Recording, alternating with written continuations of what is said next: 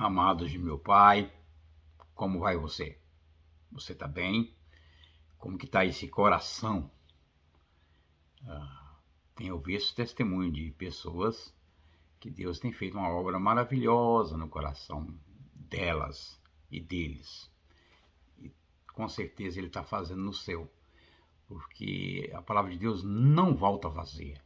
Essa é a promessa dele.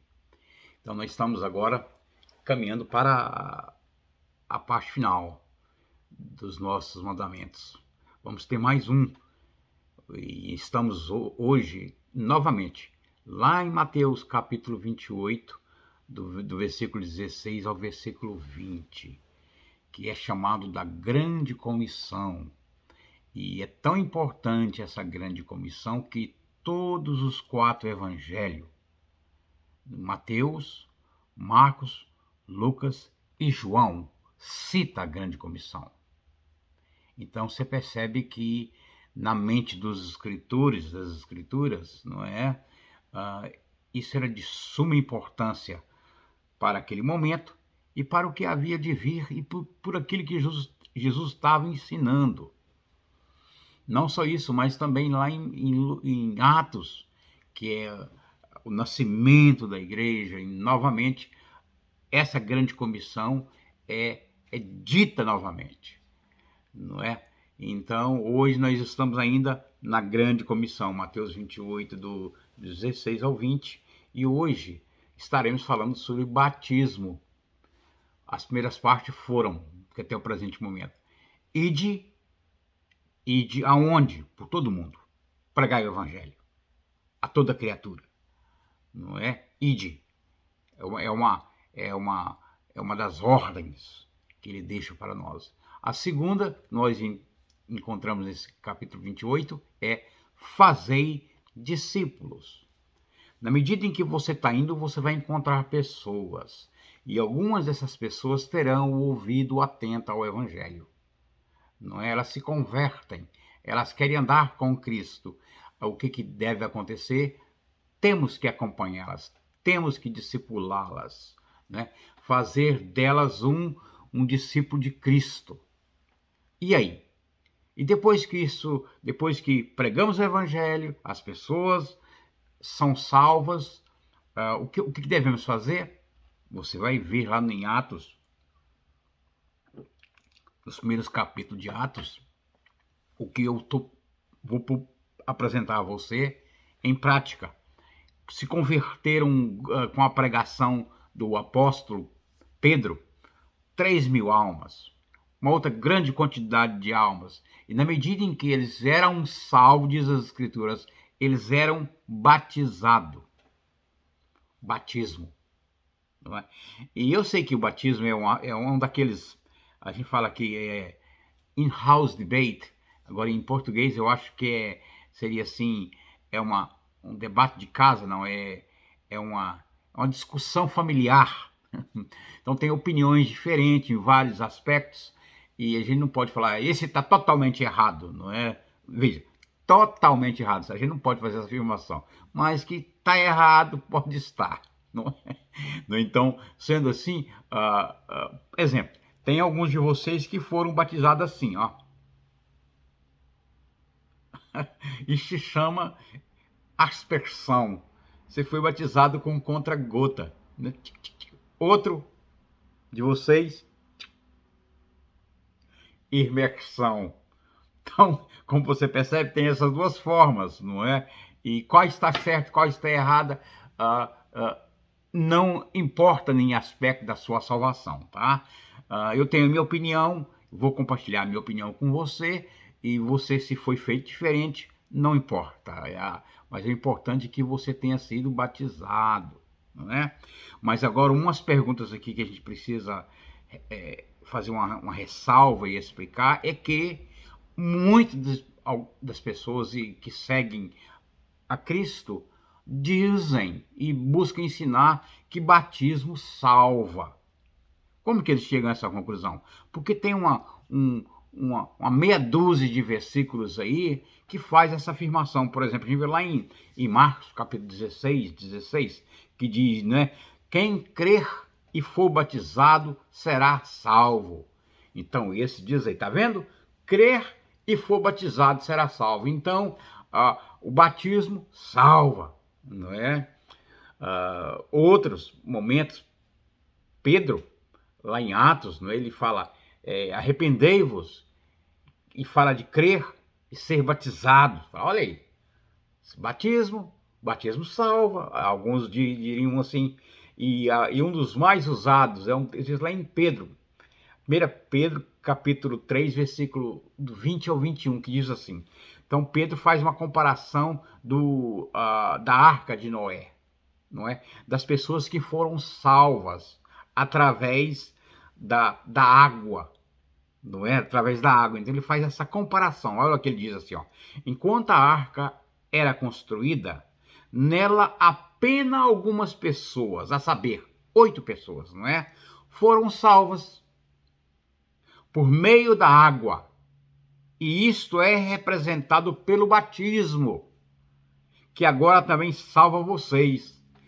Aí texto difícil, não é? Então alguns dos irmãos dizem, tá vendo aí?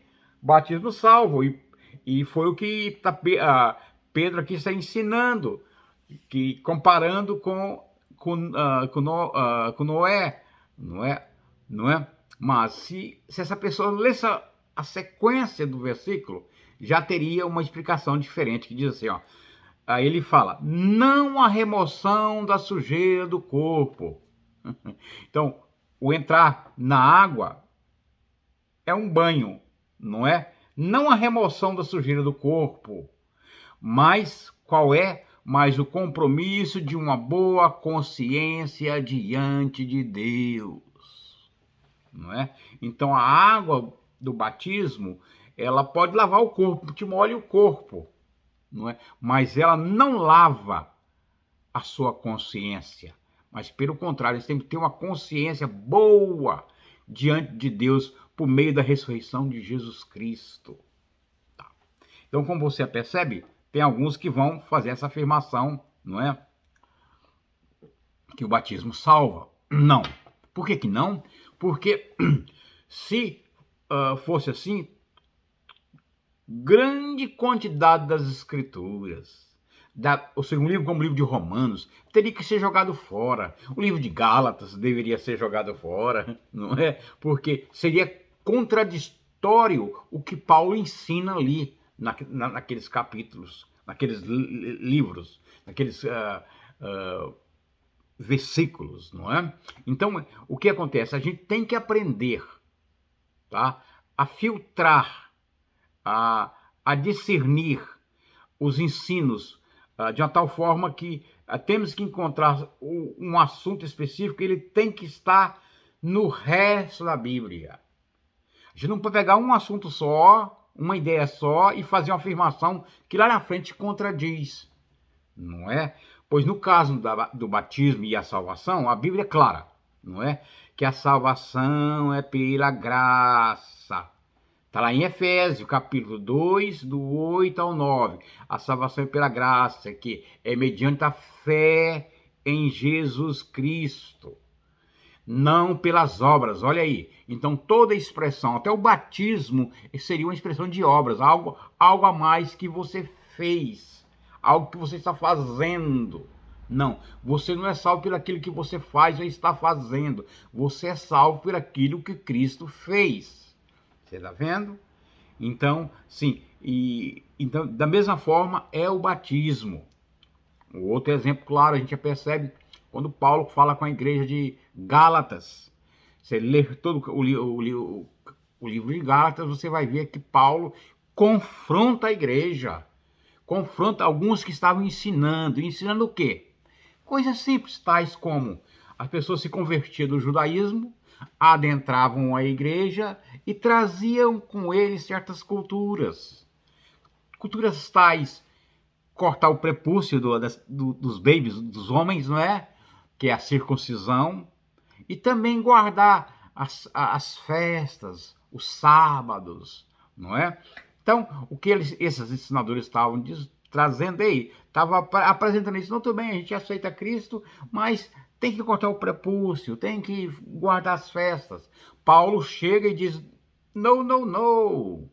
Que aí ele usa a expressão forte, ele fala, que seja anátema se alguém pregar um outro evangelho a não ser aquilo que ele pregou.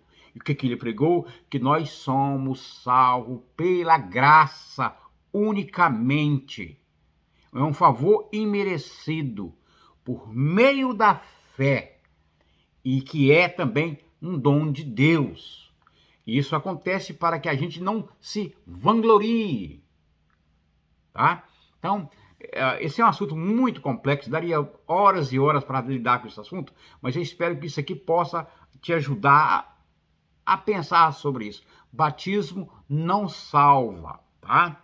E qualquer pessoa que pegue esses versículos soltos e chega a essa conclusão, eu diria que é uma interpretação defeituosa, errada, não é? Tem boas pessoas que fazem essas afirmações, mas se você ler todo a Bíblia e ver os seus ensinos, seria contraditório fazer essa afirmação. Então a pergunta que a gente tem é, então, por que Jesus então colocou na sua grande comissão a necessidade de batismo? Qual a importância do batismo? O que é o batismo? Não é?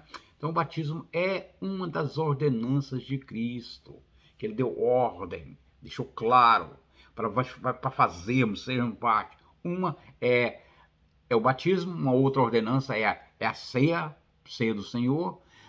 Alguém afirma que a terceira ordenança é o ide. Então essas três coisas são ordens, são ordenanças de Cristo, não é? Então a gente encontra no Mateus 28, 19, essa ordenança. E essa ordenança de batizar faz parte daqueles que crê de forma genuína, né? Que obedecem a Cristo. O próprio Cristo, quando ele se apresenta para começar o ministério dele, ele se batizou, não é verdade? Ele se batizou com João Batista. Ele precisava batizar? Não. Ele tinha algum pecado? Não. Precisava ser limpo? Não. Então foi simplesmente ele diz que para cumprir as escrituras, não é isso? Então o batismo, ou seja, o batismo é um sinal de aliança com Deus. Lá no Antigo Testamento, no Velho Testamento, a gente vê a prática da circuncisão, que eu te falei que era cortar o prepúcio do baby, como uma aliança feita no corpo. Se fazia no corpo. No Novo Testamento, a ideia de circuncisão acontece no coração do indivíduo. E o batismo é uma expressão. Você batiza, você mostra, ei, eu sou circuncidado no meu coração. É uma obra que Cristo Jesus fez no meu coração. É essa a ideia de batismo, é uma ordenança de Cristo. E nós precisamos obedecê-la, não é? Então,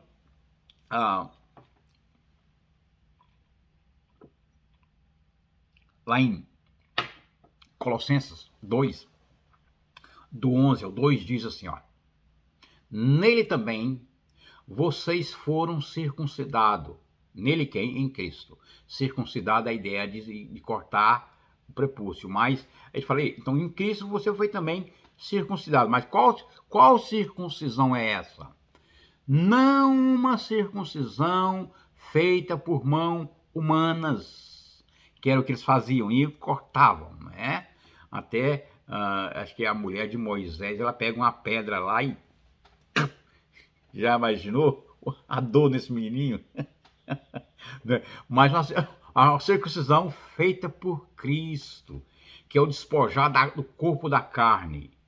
Isso aconteceu quando vocês foram sepultados com ele no batismo.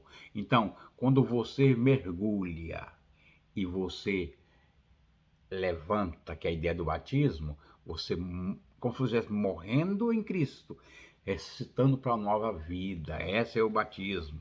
E com ele foram ressuscitados mediante a fé no poder de Deus, que o ressuscitou dentre os mortos. Então, o batismo é uma expressão de uma circuncisão que você fez no seu coração. É importante? Muito importante, não é? Aí você pode perguntar, mas e qual a importância então? Por que eu devo batizar? Não é? Além de ser esse selho de fé que mostra essa manifestação pública, não é? Porque você vai mostrar ao público que Deus fez com você. Essa é a ideia. É uma manifestação ao público. Você vai mostrar isto, não é? É um ato que você se identifica com a morte e a ressurreição de Cristo, tá? Então, sendo assim, você lembra que eu disse que a salvação é como se você tivesse sido recebido alvejado do céu por um raio cósmico. Bum! O poder de Deus é o dunamis de Deus, não é? Você nasceu de novo, você é uma nova criatura, as coisas velhas ficaram para trás e tudo se fez novo. Uma grande transformação no teu coração. Outro texto, nós falamos, lembra lá, falamos sobre o reino dos céus e uma das comparações é uma pérola grande, preciosa, que um negociante que procurava pérolas, não é? Aí quando ele encontra essa grande pérola, uma perolona, ele falou, opa, coisa boa! Ele vendeu todas as outras pérolas que ele tinha para comprar aquela, porque aquela era de grande valor. E isso é referência ao reino de Deus. Você conheceu o Senhor, não é? Então, sendo assim, quando esse indivíduo se deparou com essa grande pérola que é Cristo, que viu a preciosidade, não é, que não tem valor nenhum, ele queria vender o que ele tinha para que ele pudesse conhecer o Senhor. Foi o que Paulo disse também, né? Ele diz, olha, uma coisa eu faço, tudo que eu sou, o que eu tenho, a minha educação, os meus pedigrees, não é? As minhas experiências, tudo isso eu considero refúgio. Para a tradução não diz, é esterco. Eu considero esterco, tudo isso, para que eu possa conhecer a Cristo no poder da sua ressurreição, não é? Então, veja a dinâmica que é a salvação, esse raio que veio em você, essa transformação gigante, esse encontrar essa pedra preciosa. Agora a pergunta é, você não vai querer falar disso? É claro que sim. Você não vai querer obedecer essa ordenança de Cristo?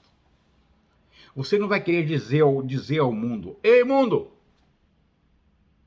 eu sou cristão, ou não? É claro que vai. Eu sou cristão. Eu sou um discípulo de Cristo. Eu amo meu Senhor. Não tem como a gente calar. Não é verdade? E a forma de fazer essa apresentação no aspecto que nós estamos estudando aqui hoje é o batismo. É uma expressão para aqueles que estão vendo. Para você estar dizendo que algo aconteceu no teu coração e você está demonstrando isso ao público. E você não pode se envergonhar do evangelho, ou pode se acovardar em relação a essas verdades, ou ser tímido em relação a essas verdades. Olha, eu vou deixar uns 3 versículos com você da importância do que a gente estamos falando.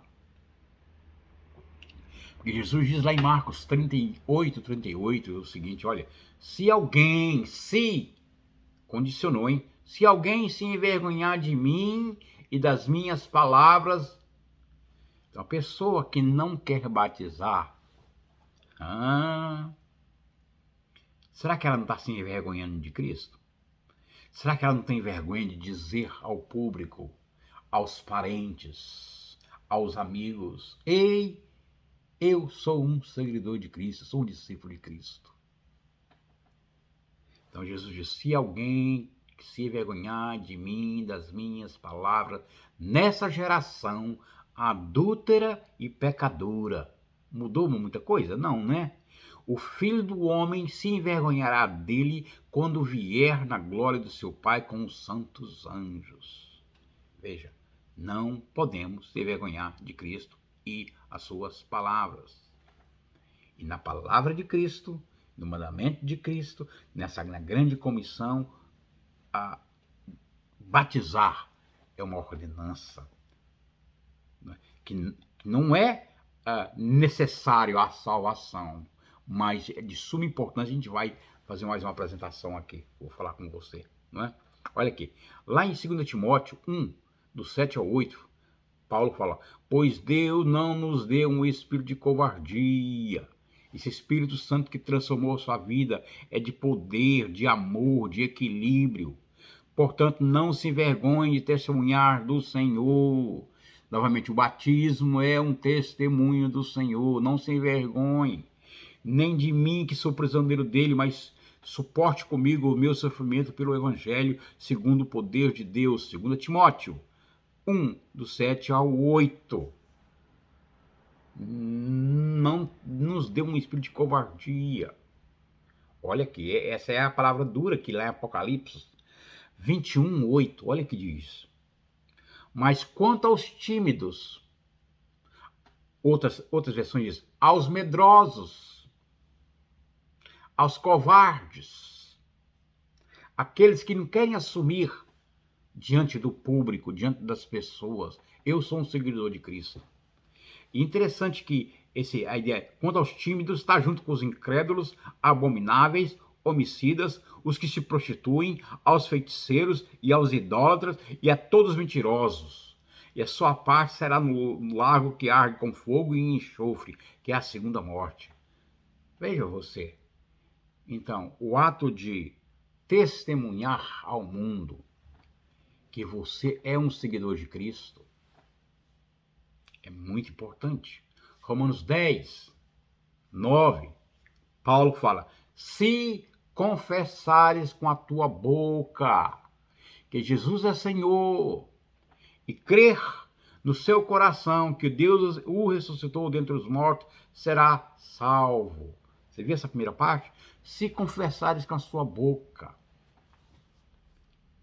E o batismo é um ato de confessar essas realidades. A pessoa que faz o batismo, ela expressa, ela dá esse testemunho de querer ser batizada, de ter o Senhor como Senhor da vida dela, não é? Além de ide, fazer discípulo, e a gente batiza essas pessoas. E aí? Onde vai pôr essas pessoas? Onde vai ficar essas pessoas? Na igreja. A igreja do Senhor Jesus Cristo. Aquela que Cristo disse que as portas do inferno não iriam prevalecer contra ela. Dentre tudo que Jesus deixou, que ele falou que ele deixa, ele fez, ele criou, ou ele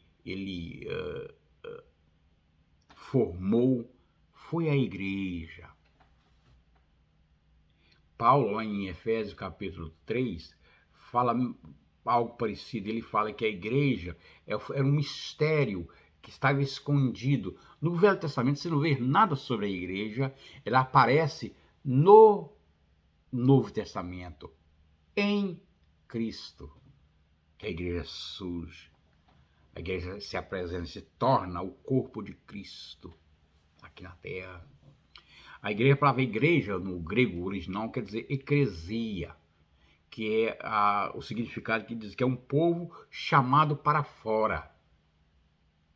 Opa, para fora de quê?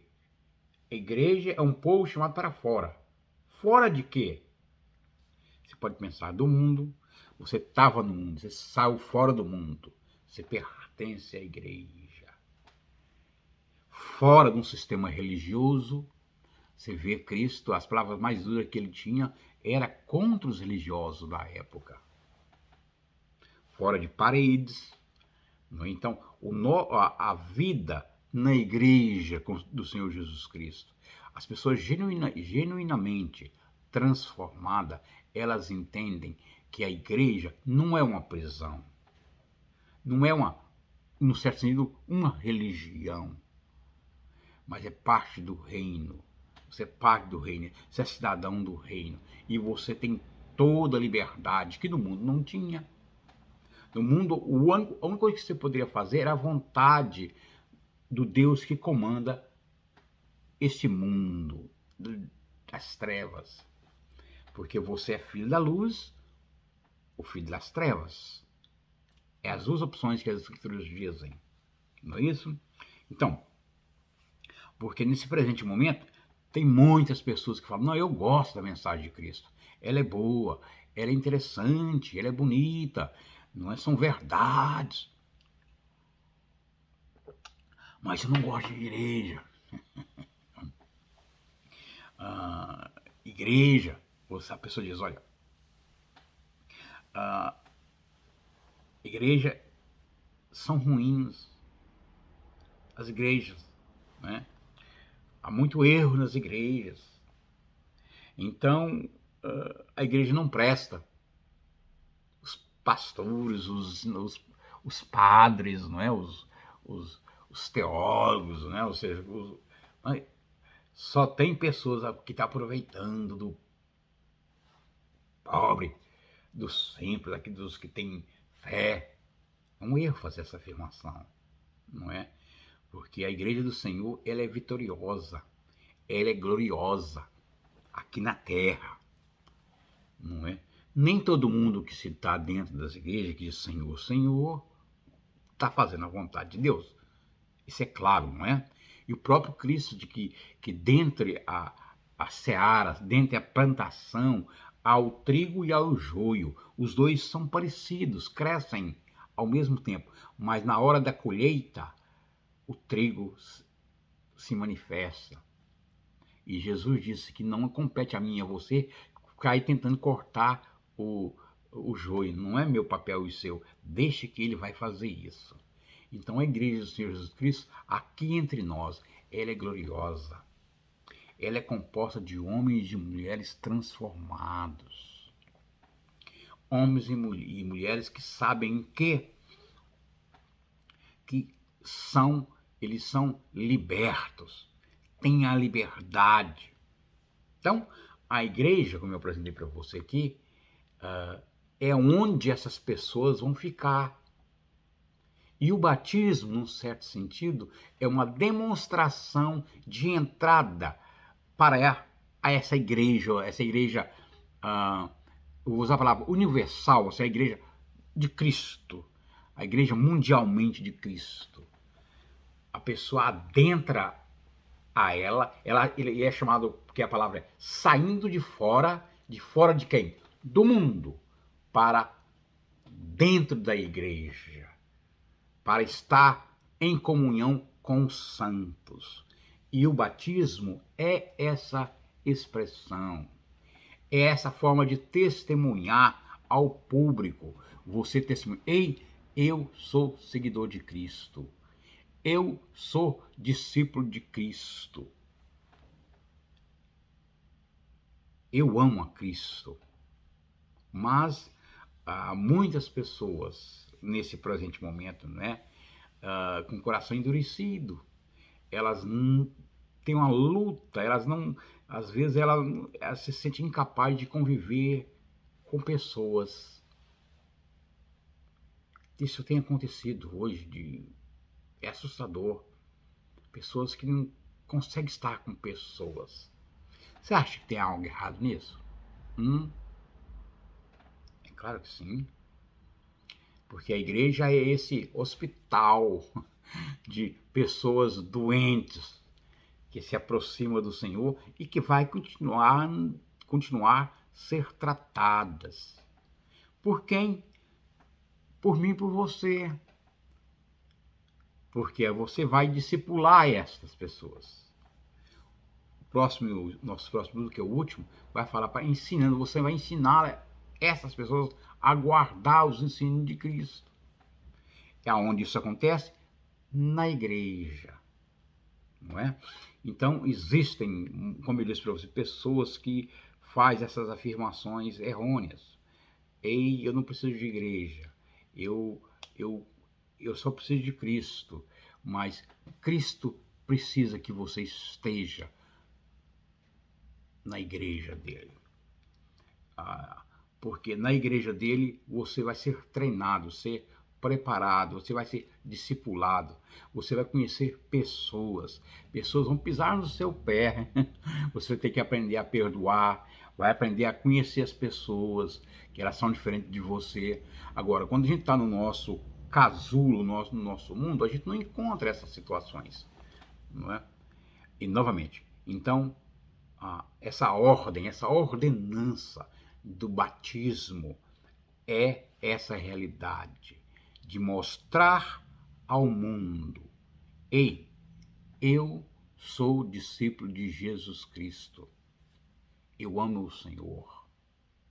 E isso vai fazer com que você seja parte de uma igreja local, aonde você está. É onde você coloca os teus dons e talento para servi-lo. É onde que você vai alimentar constantemente da palavra, do ensino da palavra. Novamente, eu disse isso para você, que é muito importante esse momento tecnológico, na qual a gente tem ensinos como esse que você está tendo aqui, que é muito bom, que não deixa de ser bom, mas não é a igreja. A igreja é composta de sangue e de carne. Pessoas que você olha nos olhos dela, elas são diferentes de você. Tá, meu querido, minha querida? Estamos indo agora para o último estudo. E se você ainda não se batizou, o que você está esperando? Se você não está frequentando uma igreja, o que você está esperando? Porque para mim é inconcebível você ter sido essa transformação gigante na sua vida. Conhecer a Cristo como uma pedra preciosa e não amar aquilo que ele deixou, que ele falou que iria construir. E construiu, que é a igreja dele. Tá, meu querido? Deus te abençoe, você tem uma boa semana na presença do Senhor e a gente se fala e a gente se vê no próximo estudo, que será o último dos mandamentos. Deus te abençoe, tenha uma boa semana no Senhor.